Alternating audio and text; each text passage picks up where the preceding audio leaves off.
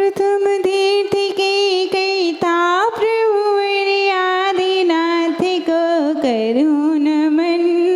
24 के अंतिम जिनमें महावीर हैं परमेश्वर। तीर्थंकर से उदित तीर्थ में है आगम अनुयोग प्रधान। जिससे पढ़ूं मैं भविक जनों को मिले मोक्ष पद शीघ्र महान। आगमन योग अध्याय 1 भोग भूमि कुलकरादि। इसमें प्रश्न क्रमांक 74 भोग भूमि का वर्णन हमने पढ़ा था, उसी के अंतर्गत और आगे हम पढ़ते हैं पुरुषार्थ के बारे में कि पुरुषार्थ क्या होता है। जो अपन बोलते ना धर्म अर्थ काम और मोक्ष 4 पुरुषार्थ हैं, तो ये 4 पुरुषार्थ क्या होते हैं इसके बारे में आज हम समझेंगे। प्रश्न है 74 नंबर का कि तीर्थंकर ऋषभदेव और भरत चक्रवर्ती ये कर्म भूमि के मनुष्य थे, इसके लिए सटीक आगम प्रमाण क्या है। तो चूँकि निश्चित रूप से कल हमने जाना था कि देवगति को प्राप्त करने वाले भोग भूमि के जीव उस ही भव में, मतलब कि भोग भूमि में संयम धारण कर लें, लेकिन मोक्ष पद पाने की योग्यता के धारी नहीं होते हैं उस समय। जबकि तृतीय काल के अंत में जन्म लेने वाले भगवान ऋषभदेव और भरत चक्रवर्ती इनकी संख्यात वर्ष की आयु होते हुए भी षटकर्मों की व्यवस्था और 4 पुरुषार्थों का उपदेशक होते हुए भी तद्भव मोक्षगामी थे, इसलिए उन्हें कर्म भूमि का मनुष्य कहा जाता है। क्योंकि भोग भूमि में उसी भाव में मोक्ष नहीं होता, ये आगमिक प्रमाण है। तो अगर फिर ऋषभदेव और भरत चक्रवर्ती को तद्भव मोक्षगामी कहा जाता है तो फिर वे भोग भूमि के कैसे हो सकते हैं, इसलिए उनके लिए कर्म भूमि का कहना ठीक है। पुरुषार्थ का वास्तविक शाब्दिक अर्थ क्या है। पुरुषार्थ मतलब पुरुष के द्वारा किए जाने वाला अर्थ मतलब प्रयोजनीय कार्य। पुरुषार्थ के वे प्रयोजनीय रूप कार्य कौन से हैं। धर्म अर्थ काम और मोक्ष 4 तरह के पुरुषार्थ हैं, अच्छे से ध्यान याद कर लेना। पुरुषार्थ कितने होते हैं 4, धर्म अर्थ काम और मोक्ष। ये 4 पुरुषार्थ में धर्म पुरुषार्थ में कौन कौन से प्रमुख कार्य समाहित किए जाते हैं।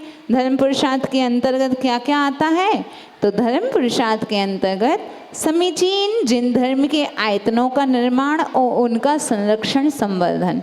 जैसे कि जिन धर्म के आयतन कहा जाए तो धर्मशाला, मंदिर और भी संत निवास, मुनि निवास आदि जो भी बनाते हैं, तो इनकी रक्षा करना, इनका संवर्धन रख रखाव करना। बनाने से सब कुछ नहीं होता, बाद में उसकी अच्छे ढंग से जिम्मेदारी पूर्वक उसकी क्या करना, उसके लिए साफ सफाई का ध्यान रखना है। ऐसे नहीं धर्मशाला को कर्मशाला बनाई तो साधु निवास और वहाँ पे शादी विवाह होने लगे कि कोई पान थूक रहा, कोई कुछ कर रहा, ऐसे कार्य हो जाएं तो जिसने बेचारे ने साधु निवास के लिए दान दिया था फिर उसका क्या महत्व हुआ। उसके लिए जो साधुओं के आने से आवागमन से जो पुण्य मिलता वो पुण्य न मिल के फिर शादी वाला पाप मिलेगा उसके लिए। तो इसलिए धर्मशाला को कर्मशाला नहीं बनने देना। अगर साधु निवास है तो साधुओं के लिए प्रमुखता रखेंगे और उसमें भी फालतू में लाइट आदि नहीं जलाना, पंखा नहीं चलाना और भी कई सारी चीज़ें हैं, अपन अपने घर जैसा उसका रख रखाव करेंगे। तो इसमें धर्म पुरुषार्थ का पुण्य मिलता है। और भी है कि समीचीन धर्म क्षेत्रों हेतु यात्राएं एवं उनका प्रबंधन। अपन देखते हैं कई सारे लोग आपके नगर से ही अभी इतने सारे लोग शिखर जी गए, तो एक साथ जाना धर्म प्रभावना होती है कि देखो जैनी लोग भी मिलके अपने क्षेत्रों के दर्शन को जाते, इतने महान उनके क्षेत्र हैं। कई लोग स्वयं जाते हैं, कई लोग जाने के लिए कि भाई किसी के पास कोई कमज़ोर वर्ग वाले लोग हैं तो उनके लिए जाने का प्रबंधन करते हैं कि हमारी तरफ से हम चाहते हैं कि हम 100 लोगों को यात्रा कराएंगे, आदि आदि कई सारे पुण्य के कार्य करते हैं। और अगला है कि पंच कल्याणकों में और जिन बिंबों की प्रतिष्ठा का समायोजन। समायोजन मतलब उसकी व्यवस्था बनाना पंचकल्याणक या मूर्तियों की प्रतिष्ठा के लिए। कल्पद्रुम जैसे बड़े बड़े महामंडल आराधना रूप विधानों का आयोजन, इससे भी धर्म पुरुषार्थ होता है। धर्म का लाभ मिलता है कि या तो अपनी तरफ से विधान कराओ अथवा फिर समाज में अगर विधान आदि होता है तो उसमें अपन अपना सहयोग दें। सहयोग ना दें तो इंद्राणी बन के बैठे, उससे प्रभावना होती है कि जैनियों के यहाँ भी जैसे अजैनों में हम देखते हैं नवरात्रि आती है और भी गणेश चतुर्थी आदि कई सारे कार्यक्रम आते हैं, उसमें वे लोग सुबह से देखो जल ढालने जाते, कुछ कुछ उनकी अलग क्रियाएं दिखती। ऐसे ही हमारे यहाँ अपन मंदिर तो रोज आते, 10 लक्षण में भी मंदिर आए तो क्या है, ठीक है मंदिर तो आते हैं, लेकिन अगर कोई विधान आदि कार्यक्रम हो तो उसमें इंद्राणी रूप बन के आना।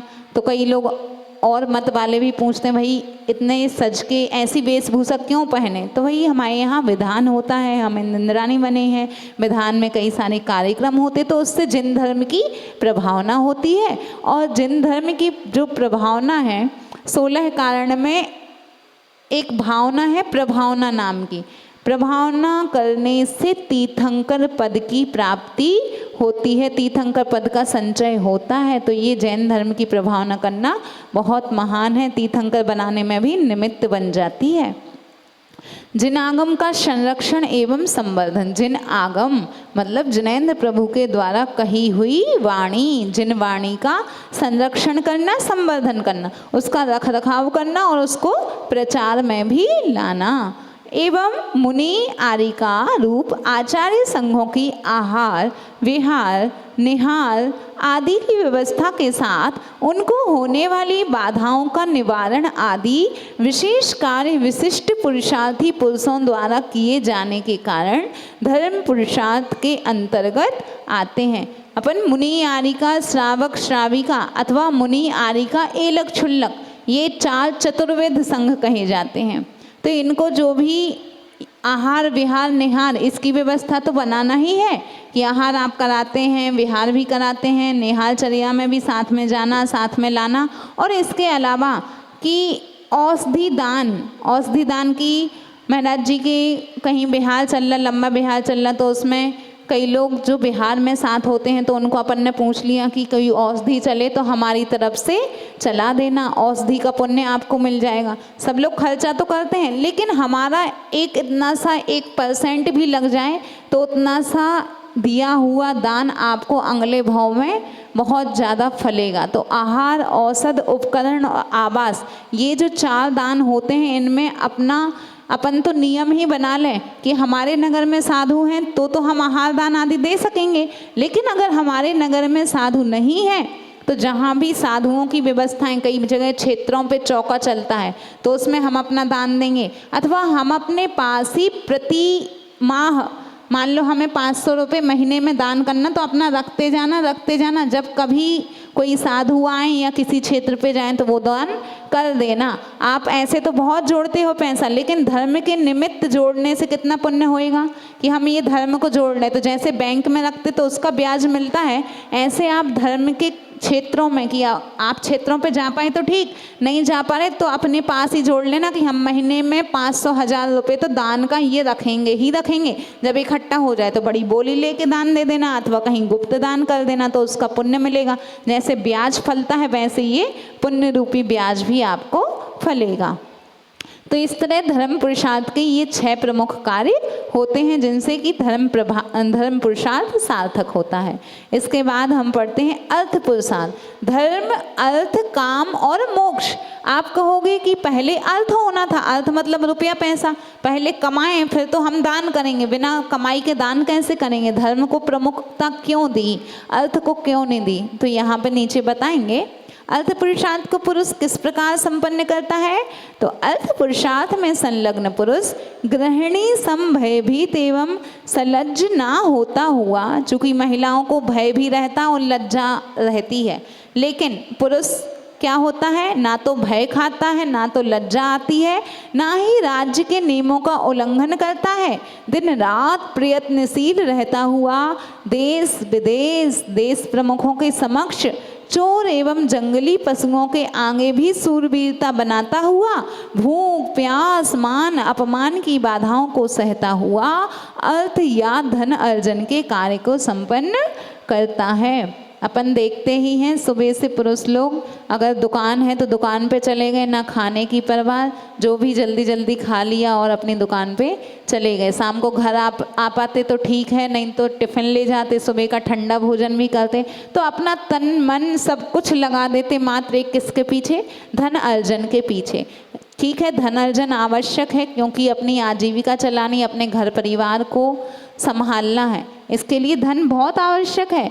लेकिन उस धन का अगर आप 100% कमाते हो तो 10-20% दान करने में अपन लगा देंगे तो और भी सार्थक बना सकते हैं। इसलिए अपनी पूंजी को धर्म के योग्य जरूर लगा देना। भले प्रतिदिन में 1 रुपये भी दान करो, वह 1 रुपये भी बहुत फलता चक्रवर्ती जैसा वैभव देता है। इसलिए प्रतिदिन अपन नियम ही ले लें कि हम 1 रुपये दान करेंगे, अथवा अष्टमी पे हम 10 रुपये दान करेंगे तो 10 दिन अष्टमी के, 10 चतुर्दशी के, ऐसे 15 दिन में 20 रुपये दान करेंगे तो प्रतिदिन का 1 हो जाएगा। ऐसा नियम हो जाए, बड़ी बड़ी बोली ले लोगे उसमें तो लाभ है, लेकिन प्रतिदिन ऐसे भाव आए कि हमें कुछ ना कुछ दान करना, हमारा साधु के आहार जहाँ लग रहा है चौका उसके लिए कुछ दान करना तो आहार दान में दे दिया, अथवा फिर मंदिर में आप तो गोलक में डालते जाओ तो इससे पुण्य वृद्धि होते जाती है, बूंद बूंद से घड़ा भर जाएगा। और भी क्या कहते हैं, काम पुरुषार्थ को पुरुष कैसे सार्थक बनाता है, तो जो अपने धार्मिक कुल के संस्कार की परंपरा की वृद्धि करने के निमित्त स्वयं के पूर्वज माता पिता अपने बड़े लोगों की आज्ञा एवं अनुमति तथा उनकी संतुष्टि के बल पर अपने कुल आदि की परंपरा राज्य एवं स्वगुण के अनुरूप विनीत गुणवान सुयोग्य कन्या को स्वीकार कर जीवन पर्यंत विवाह के संकल्पों से संकल्पित होता हुआ संतान उत्पत्ति का पुरुषार्थ करता है, वह पुरुष काम पुरुषार्थ की सार्थकता को प्राप्त होता है। काम पुरुषार्थ मात्र गलत उपयोग में नहीं आता, 2 ही मार्ग होते हैं। एक तो संतान उत्पत्ति होती है तो या तो उसको धर्म क्षेत्र में लगा दिया, मुनियारी का बने तो ठीक है, और मुनियारी का ना बन पाए तो सच्चा श्रावक बन जाए तो भी उसके माता पिता को पुण्य मिलता है कि हमने काम पुरुषार्थ जो किया, हमने संतान की उत्पत्ति करी। तो एक श्रावक और एक मुनि, जैन धर्म के 2 पहिए हैं। श्रावक हैं तो मुनि हैं, आहार विहार आदि कराएंगे, और मुनि हैं तो श्रावक हैं कि वे उपदेश देंगे तब तो हम श्रावक बन पाएंगे। श्रावक मतलब वही श्रद्धावान विवेकवान आदि। तो मुनियों के उपदेश से श्रावक चलता है और श्रावकों के कारण मुनियों का धर्म मार्ग बहुत अच्छे से पल पाता है, नियम धर्म। तो ये 2 पहिए जब तक रहेंगे तब तक हमारा जैन धर्म रहेगा। तो संतान उत्पत्ति इन 2 क्षेत्र में होती कि या तो धर्म में बढ़ जाए अथवा फिर धर्म पुरुषार्थ अच्छे से सार्थक बना पाए। तो इसके लिए कैसे ये भी बता दिया। आप सोचिए काम पुरुषार्थ को कितने अच्छे तरीके से बताया कि किस प्रकार शादी करना, कि अपने माता पिता की बड़ों की आज्ञा एवं अनुमति पूर्वक संतुष्टि के बल पे वे संतुष्ट हो जाएं कि हाँ ये कन्या ठीक है।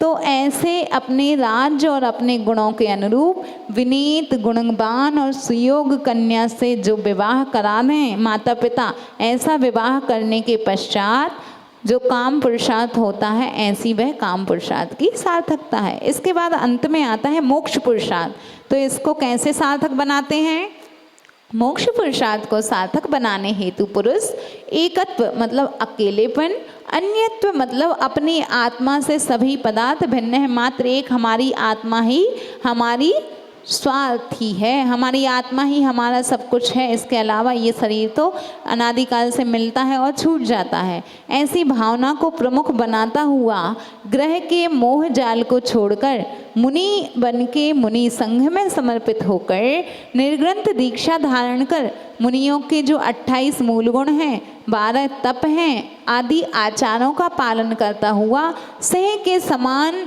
निर्भय, किसी से डरता नहीं है। ऐसा नहीं जैसे अपन घर पे डरते हैं, साधु किसी से नहीं डरते, जो कहना सो कहना है, क्योंकि वे पापों के त्यागी हैं और जैसा जो पालन करता है वैसे उसके वचन निकलते हैं। आप सोचें, एक सामान्य श्रावक आपको यहाँ पढ़ाने बैठे तो उसका उतना प्रताप नहीं होगा। पंडित आते हैं और पैसा लेके चले जाते, आपको कहेंगे छोड़ो छोड़ो छोड़ो, त्याग करो, माया को छोड़ो, धन को छोड़ो, और स्वयं तो अपनी झोली फैलाते हैं। जब 10 लक्षण के बाद जाते हैं तो स्वयं अपना टीका करा के और चले जाते, और आपको उपदेश क्या देते? छोड़ो छोड़ो छोड़ो। लेकिन साधु कैसे होते? साधु को रुपया पैसा से कोई मतलब नहीं, वो तो निस्वार्थ भावना से आपको धर्म दे रहे, वो अपने जीवन में जो पाल रहे हैं वो आपको दे रहे, तो उसका कितना प्रभाव होगा और पंडित का कितना प्रभाव होगा आप समझ सकते हो। तो पहले अपने जीवन में पालें, फिर दूसरों को उपदेश दें, तो वो ज़्यादा सहाकारी होता है। पुरुषार्थों को करने में केवल पुरुष के लिए ही सुयोग्य माना है, ऐसा क्यों? क्योंकि पुरुष अत्यंत निर्भीक, निर्द्वंद, निर्लज्ज, अकायर होते हुए एकलपन के साथ बुलंदता पूर्वक बेझिझक विशिष्ट शक्तिवान उद्यमी कहलाता हुआ त्याग और वैराग्य से उत्कृष्ट ध्यान में भी अपनी आत्मा को उन्नति की सर्वोच्चता तक पहुंचाता है।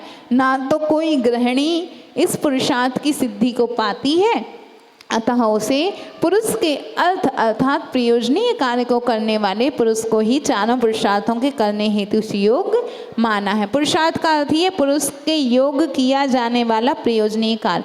अगर कोई स्त्री आगे बढ़ भी जाए संयम मार्ग में, फिर भी ना तो वह लज्जा छोड़ सकती, लज्जा उसको आती ही है, और भी डरती भी है। भाई इतनी बड़ी समाज के बीच रहना करना, तो कम से कम 2-4 रहें तो अच्छा होता है, और भी कायरपन रहता थोड़ा सा, अकेले भी रहना अच्छा नहीं है। तो ऐसी उसके पास थोड़ी सी शक्ति कम होती है पुरुषों की अपेक्षा, और धर्म मार्ग में आगे बढ़े तो एक आरिका पद तक ही बढ़ सकती है, मुनि पद को ग्रहण नहीं कर सकती इस भाव में। तो आरिकाओं का भी पंचम गुण स्थान होता है, और एक व्रती श्रावक का भी पंचम गुण, चौथा तो सम्यक दृष्टि का होता है। लेकिन अगर अणुव्रत और प्रतिमाओं को ग्रहण कर लिया तो 5वां गुण स्थान होता है। तो आप सोच लो, आप घर पे हो, ना तो घर छोड़ना, ना तो ज़्यादा माया छोड़ना, ना घर के परिवार के लोगों को छोड़ना, ना आरिका बनना, फिर भी आप आरिका बराबर अगर पंचम गुण स्थान चाहते हो तो मात्र एक व्रतों को ग्रहण कर लेना। व्रतों को कैसे? वही 5 अणुव्रत जो होते, अहिंसाणुव्रत, सत्याणुव्रत, अचौर्याणुव्रत, ब्रह्मचर्याणुव्रत और परिग्रह परिमाण व्रत। अगर आपने ये ग्रहण कर लिए तो आप घर में रहते हुए, सबके बीच में रहते हुए भी आरिका के जैसे गुण स्थान को प्राप्त कर सकते हो। आरिकाओं का गुण स्थान होता है 5वां, और मुनियों का कौन सा होता? 6वां 7वां।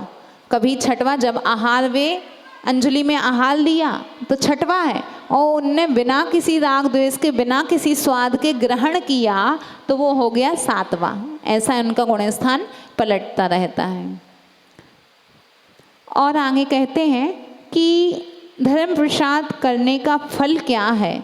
धर्म पुरुषार्थ करने का फल पुण्य की प्राप्ति है, जिस पुण्य के फलस्वरूप सांसारिक वैभव स्वरूप सुगति, उत्तम जाति, उत्तम कुल, सांगोपांग, सुंदर सुंदर भोग और धन धान्य आदि की प्राप्ति, पुत्र पौत्र आदि संपदा की प्राप्ति तथा ही वीतराग, आयतन, उत्तम सहनन आदि की उपलब्धि से परंपरा से मोक्ष रूप फल की प्राप्ति माना गया है। धर्म पुरुषार्थ करोगे तो पुण्य मिलेगा, पुण्य मिलेगा तो पुण्य से ही हमें उत्तम कुल, उत्तम जाति, अंगोपांग आदि आदि सारी नाम कर्म की जो भी प्रकृतियां हैं उनमें से शुभ प्रकृतियां आपको प्राप्त होंगी, और उस पुण्य के माध्यम से ही अगले भाव में आपको वीतराग, देव, शास्त्र गुरु पुनः मिलेंगे, और ऐसा उत्तम सहनन, वज्र वृषभ नाराज सहनन ऐसा शरीर का सहनन मिलेगा कि आप भी तीर्थंकर पद को प्राप्त करके निर्वाण को प्राप्त अवश्य कर पाएंगे। तो ये किसकी महिमा है? धर्म पुरुषार्थ की महिमा है, धर्म पुरुषार्थ को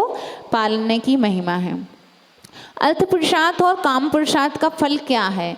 अर्थ तथा काम पुरुषार्थ का फल संसार वृद्धि या चतुर्गति भ्रमण है। आप जितना भी धन कमाओगे, काम पुरुषार्थ करोगे तो उससे संसार में ही भटकते रहोगे, संसार में आओगे, राग द्वेष करोगे, राग द्वेष से दूसरी गति मिलेगी, गति से पुनः कर्म बंध होगा, कर्म बंध से पुनः संसार में आना पड़ेगा। ऐसा ये संसार चक्र चलता रहेगा। और अगर धर्म पुरुषार्थ कर लिया तो तिर भी जाओगे। मोक्ष पुरुषार्थ का क्या फल है? मोक्ष पुरुषार्थ का फल सर्व कर्म का क्षय, भव भ्रमण का अंत और मोक्ष या सिद्ध पद की प्राप्ति माना गया है। जो कि कौन कर पाता मोक्ष पुरुषार्थ? ऐसे मुनिराज लोग मोक्ष पुरुषार्थ को सार्थक बना पाते हैं। अगला प्रश्न है कि तीर्थंकर किन्हें कहते हैं? जिन्होंने हमें पुरुषार्थों का उपदेश दिया। तो वे तीर्थंकर, देखो बच्चों, तीर्थंकर की परिभाषा, तीर्थंकर कितने होते हैं? 24। तीर्थंकर किन्हें कहते हैं? शांत हो गए ना? भगवान को तीर्थंकर कहते हैं। भगवान किन्हें कहते हैं? तो उसकी डेफिनेशन सुनो कि तीर्थंकर किन्हें कहते हैं? तो कल्याणकों की पूजा से लोक पूज्यता को प्राप्त जिन विशिष्ट आत्माओं से तीर्थ का उदय होता है। तीर्थम करोति इति तीर्थंकरा, जो तीर्थ को करते हैं वे तीर्थंकर होते हैं।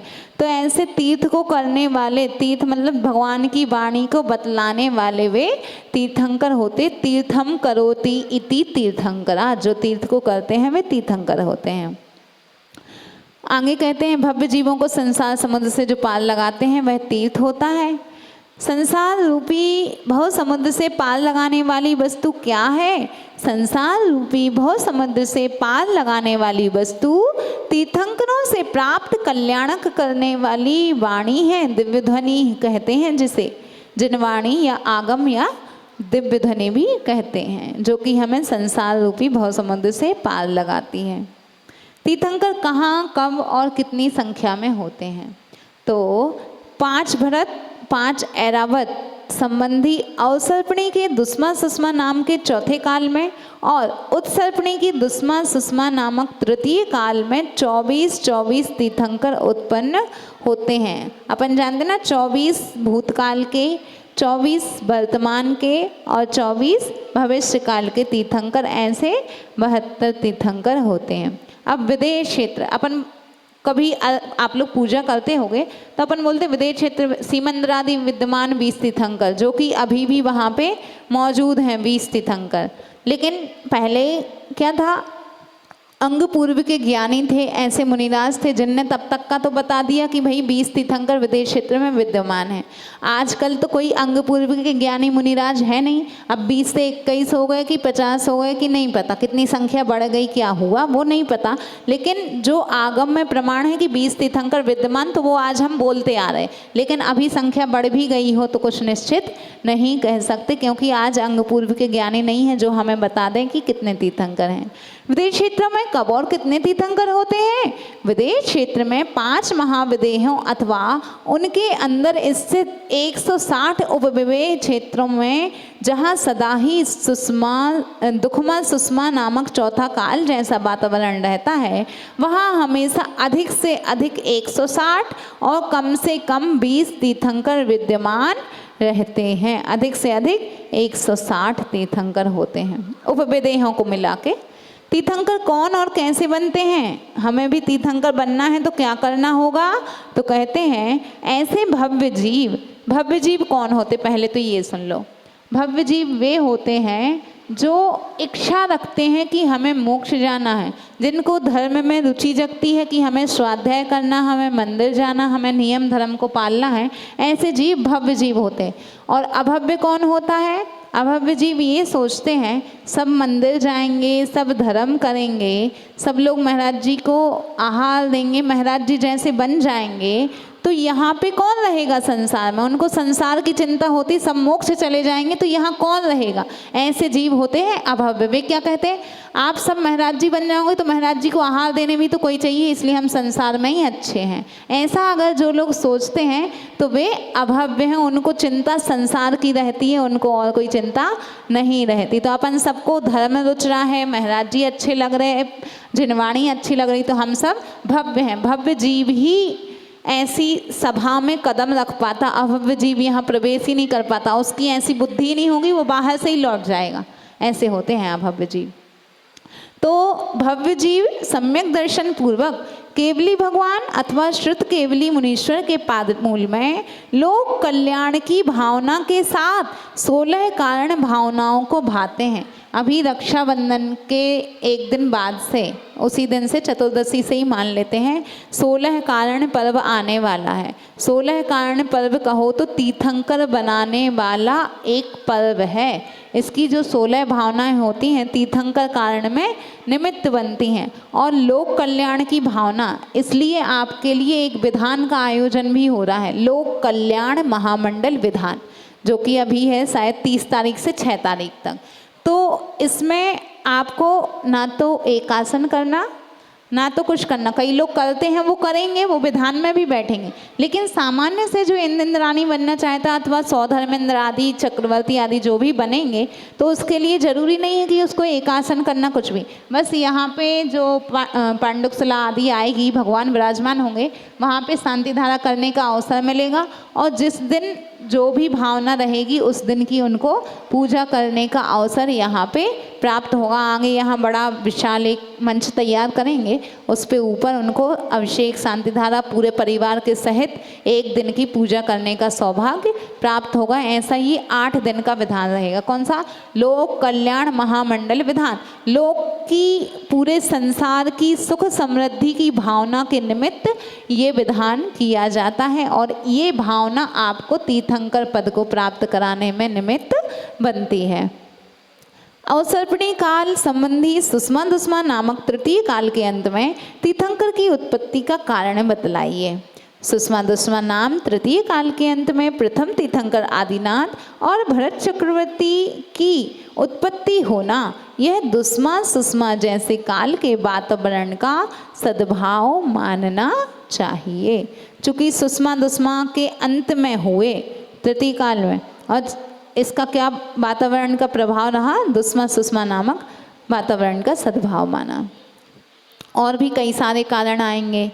हुंडावसर्पिणी काल, आपने सुना होगा एक काल का नाम हुंडावसर्पिणी काल। उसके बहुत सारे दोष बताते कि इस काल के कारण ऐसी ऐसी घटनाएं हुई। जी,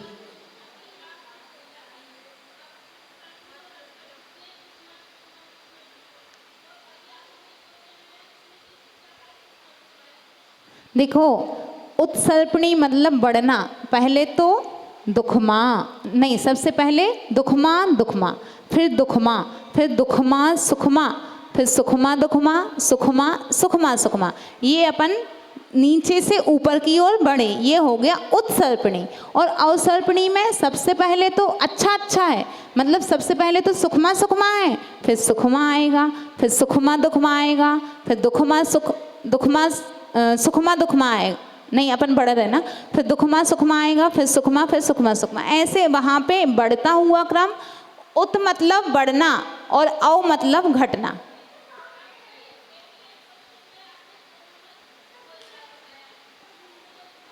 इसमें देखो क्या लिखा, सुखमा दुखमा नामक तृतीय काल में। सुख और दुख पहले 88, हाँ देखो यहाँ पे अवसर्पणी काल मतलब दुखमा सुखमा। दुखमा सुखमा कैसे घटेगा? अवसर्पणी मतलब अपन को घटाना है। पहले तो सुख सुख है, फिर सुख है, फिर सुख दुख है, और फिर दुख और सुख है। तो ये क्या आया? दुख और सुख। तो ये चौथे नंबर पे आ गया ना, तो इसमें अपन घटा रहे। फिर उसके बाद आएगा दुख, और उसके बाद आएगा दुख और दुख, ऐसे अपन को घटाना है। अव मतलब अवनति, जैसे अपन बोलते उन्नति और अवनति। उन्नति मतलब बढ़ता हुआ क्रम, अवनति मतलब घटता हुआ क्रम, प्रमोशन और डिमोशन, ऐसा घटाना। अगर उनने कहा अवसर्पणी कहा तो सबसे पहले आप अच्छा वाला लेना, फिर घटा देना। और उत्सर्पणी कहा तो सबसे पहले दुख लेना, फिर उसको बढ़ा देना, सुख तक पहुंचा देना।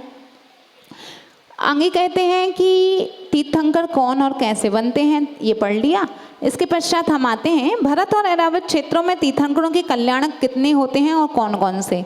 भरत और ऐरावत क्षेत्रों में तीर्थंकरों के गर्भ, जन्म, तप या अभिनिष्क्रमण अथवा फिर दीक्षा कल्याणक, केवल ज्ञान और निर्वाण रूप 5 कल्याणक होते हैं। आप लोग देखते ही हो पंच कल्याणक में। लेकिन विदेश क्षेत्र में कल्याणक होने संबंधी क्या विशेषता है? तो विदेश क्षेत्र में 5 कल्याणक वाले तीर्थंकर भी होते हैं, लेकिन इसके अलावा 2 और 3 कल्याणक वाले तीर्थंकर भी हुआ करते हैं।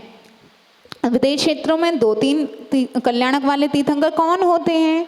तो विदेश क्षेत्रों में कोई गृहस्थ श्रावक 16 भावन भाकर तीर्थंकर प्रकृति का बंध करके निर्गंथ दीक्षा धारण करते समय तीर्थंकर प्रकृति का उदय हो जाने से, अगर शुरू से उसको तीर्थंकर प्रकृति का बंध नहीं हुआ था, मतलब ना तो उसका गर्भ कल्याणक मनाया गया ना तो जन्म कल्याणक मनाएगा, लेकिन मुनि बनने के बाद दीक्षा कल्याणक उसका मनाया गया, तो दीक्षा, ज्ञान और मोक्ष ऐसे 3 कल्याणक हो गए।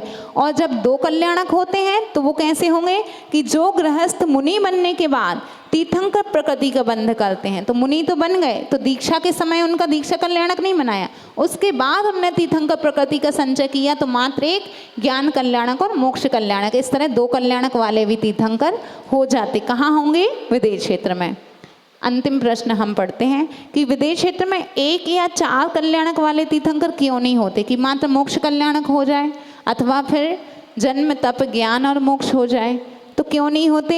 इसका समाधान है कि जो जीव पूर्व भाव से तीर्थंकर प्रकृति का बंध करके आया है उस जीव के 5 कल्याणक संपन्न होंगे। पूर्व भाव ने उसने बांध लिया तो गर्भजन तप ज्ञान मोक्ष 5 होंगे। लेकिन अगर जीव ने पूर्व भाव से तीर्थंकर प्रकृति का बंध नहीं किया तो उसके गर्भावस्था में तीर्थंकर प्रकृति का बंध तो होगा नहीं, गर्भ में तो होगा नहीं, माता के गर्भ में कोई पुरुषार्थ ही नहीं करेगा, तो फिर 4 कल्याणक वाले तीर्थंकर नहीं हो पाएंगे, जन्म तो बिना कल्याणक के हो जाएगा।